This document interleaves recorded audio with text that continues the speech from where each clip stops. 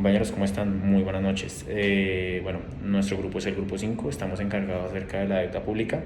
Entonces, está conformado este grupo por lo que es mi persona, Cristian Camilo Sánchez, nuestra compañera Angie Lorena Salamanca, nuestro compañero Andrés Ortiz Burbano, nuestra compañera Vivian Dayana Ruiz y nuestra compañera Jenny Naranjos Ramírez. Entonces, vamos a comentarles explicando acerca de lo que es un poco de la deuda pública. Deuda pública básicamente es el financiamiento de un Estado para cubrir déficit fiscal o proyectos. Se divide en dos. La deuda interna, que hace referencia básicamente a los acreedores que tiene un Estado dentro de su mismo territorio. Esos se llevan a cabo por medio de títulos valores, por medio de bonos. Esos bonos son comprados por particulares, como por ejemplo Itaú, Bancolombia. En este caso, los acreedores están dentro del mismo territorio. La deuda externa, por el contrario, la deuda ya, los acreedores son extranjeros. En el caso de Colombia, por poner un ejemplo, la deuda que tiene Colombia con Estados Unidos, pero básicamente esos acreedores que tiene ya un país por medio de sus títulos valores ya es directamente con países de... La deuda pública tiene aspectos positivos y aspectos negativos. Todo depende del momento que esté presentando la economía del país y en la manera en la que se manejen estos recursos por parte del gobierno. Unos aspectos positivos sería cuando el gobierno utiliza estos recursos para financiar proyectos que beneficien a la sociedad, tanto en infraestructura, educación, salud. Puede ser utilizado también para estimular la economía en tiempos de recesión o de crisis. Puede ser una forma de financiamiento más barata que los préstamos privados. Aspectos negativos, puede llevar a una carga financiera insostenible para el gobierno y los contribuyentes, puede ser utilizada para financiar gastos innecesarios o se pueden desviar los fondos por corrupción. Esto puede aumentar la inflación y hacer que la economía del país pierda confianza ante los otros países. Un ejemplo de esto sería Argentina, que en la década de los 90 experimentó un crecimiento económico gracias a una inversión extranjera y la emisión de deuda pública. Sin embargo, para el año 2020 se volvió insostenible y llevó a una crisis financiera en el 2021. Ya para el año 2022, por una gestión irresponsable de la deuda pública por parte del gobierno, Argentina alcanzó el 150 del PIB en el 2002, lo que generó una carga insostenible para el gobierno y los contribuyentes. Por eso vemos que la moneda de Argentina tuvo un devalúo muy importante hasta 2020, que es donde el gobierno argentino logró unos acuerdos con unos acreedores para reestructurar la deuda pública, lo que permitió reducir la carga financiera y mejorar la sostenibilidad de la deuda. Actualmente, con el presidente Milei, él dice que la deuda pública del país ha disminuido en 30 millones de dólares, pero aún así la economía argentina es poco fiable. La mayoría de inversionistas no quieren invertir en este país gracias a que han tenido una deuda pública insostenible. Bueno, ahora que hemos entendido los conceptos básicos sobre deuda pública, vamos a profundizar en dos aspectos importantes, que es la deuda a largo plazo y la deuda a corto plazo. Estos dos tipos de deuda tienen implicaciones diferentes en la economía de un país y vamos a explorarlas con el ejemplo de Colombia.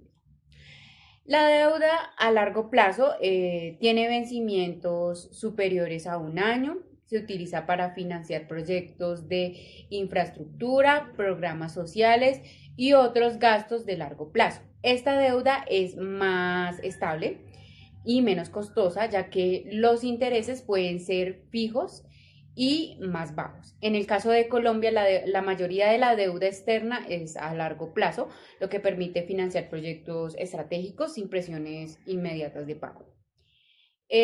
Por otro lado, la deuda a corto plazo tiene vencimientos menores a un año y se utiliza para cubrir necesidades financieras inmediatas, como déficits temporales o gastos operativos. Aunque es más líquida, puede ser más costosa debido a que las tasas de interés son variables y necesita refinanciación constante. En Colombia, la deuda a corto plazo es menor, pero sigue siendo importante para gestionar las finanzas públicas diarias. En el caso de Colombia, al cierre del 2021, la deuda total del sector público alcanzó el 74,3% del PIB. De esta cantidad, el 34% correspondía a la deuda externa y el 40,3% a la deuda interna. La gestión de esta deuda es crucial para mantener la estabilidad de la economía y evitar riesgos fiscales. Gracias. Muy bien, dando continuidad al argumento de mi compañera, yo les voy a hablar acerca de la deuda flotante, deuda fija y deuda variable.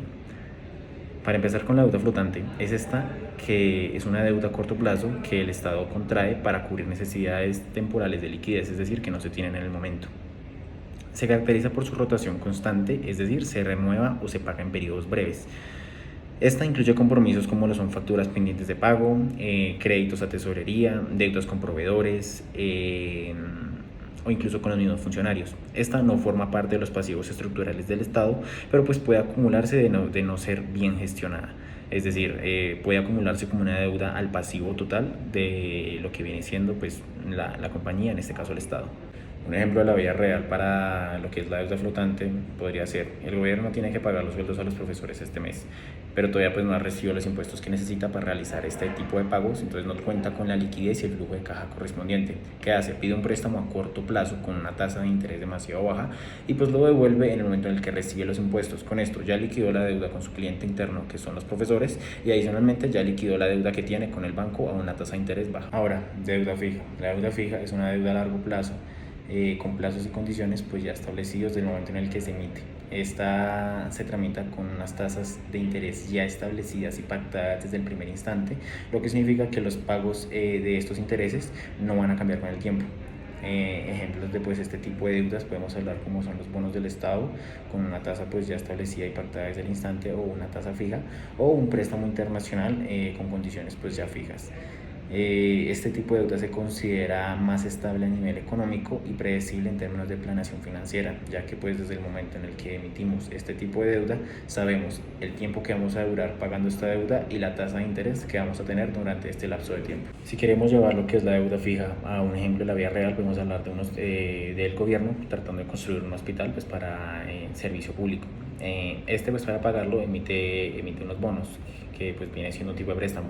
¿Cómo funcionan estos bonos a plazo fijo? Son los bonos pues más comunes. El inversor pues conoce de antemano la fecha de vencimiento y el interés fijo que recibirá durante la vida del bono. Entonces el interés se paga periódicamente o al vencimiento. Las personas pues por lo general compran estos bonos y el gobierno les paga poco a poco pues durante las fechas pactadas al inicio de la emisión de este mismo. Por último, si hablamos de lo que viene siendo la deuda variable, esta es algo similar, pero pues se diferencia de la deuda fija, ya que pues las tasas de interés de este tipo de deudas pueden cambiar con el tiempo. Esto según indicadores económicos como lo pueden ser la inflación o la tasa interbancaria que se maneja actualmente en el país. Esto la hace pues un poco más insegura porque pues los costos de financiamiento pueden aumentar, también como pueden bajar, pero pues si las tasas de interés suben, obviamente las tasas de interés que pues manejamos actualmente pues en este tipo de deuda se nos van a elevar.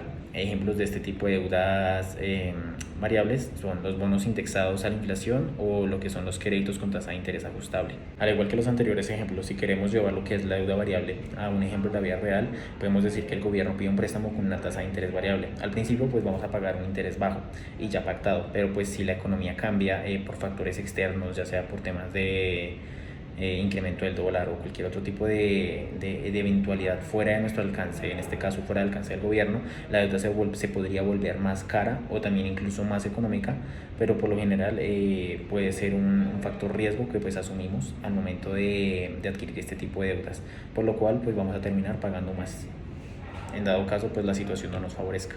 Continuemos. Hoy hablaremos sobre 3 tipos de deuda que los países y las empresas pueden tener: la deuda indexada, la subordinada y la sostenible. En este caso, empezamos con la deuda indexada. Esta deuda está ligada a una variante económica como las tasas de interés o el tipo de cambio.